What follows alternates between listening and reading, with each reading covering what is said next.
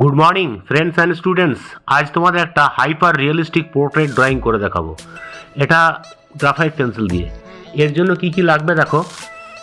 300 GSM একটা ivory seat A3 size, হ্যাঁ, আর একটা নর্মাল 2B 4B পেন্সিল আর্টলাইনের, আর 10B 12B, আর লাগবে charcoal pencil, charcoal dust, blender, আর জিরো ইরেজার বা যেটা মাইক্রো ইরেজার বলে, আর লাগবে তোমাদের নন ডাস্ট অপসরা ইরেজার।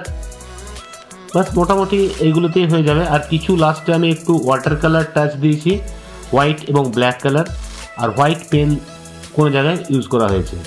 বাস এই সমস্ত দিয়ে এটা আমি করছি, আর হোয়াইটনারও কিছু জায়গায় ইউজ করেছি। তোমরা দেখো, তোমাদের যদি ড্রয়িংটা ভালো লাগে তোমরা অবশ্যই এটা লাইক, কমেন্ট এবং সাবস্ক্রাইব করে দেবে, তাহলে আরও পরের সুন্দর সুন্দর ড্রয়িং তোমরা শিখতে পারবে। অ্যাট ফার্স্ট আমি একটা পেন্সিল দিয়ে স্কেচ করে দিয়েছি।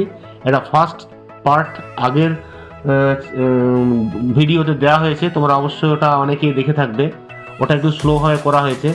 আর এটা সেকেন্ড ভিডিওতে একটু ফাস্ট করে দিয়েছি, অতটা সময় মানুষের দেখতে পারবে না।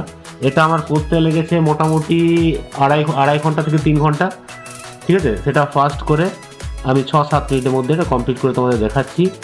তোমরা এটা দেখো, ভিডিওটা টানবে না, পুরোটাই কমপ্লিটলি দেখো, তাহলে লাস্টের ডিটেইলগুলো তোমরা দেখতে পারবে এবং অনেক জিনিস শিখতে পারবে, ঠিক আছে।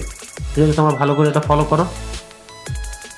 চোখ থেকে শুরু করছি, তারপরে নাক, ঠোঁট এবং চুল, লাস্টে ব্যাকগ্রাউন্ড এবং লাস্টে ডিটেইলিং করে দেবো।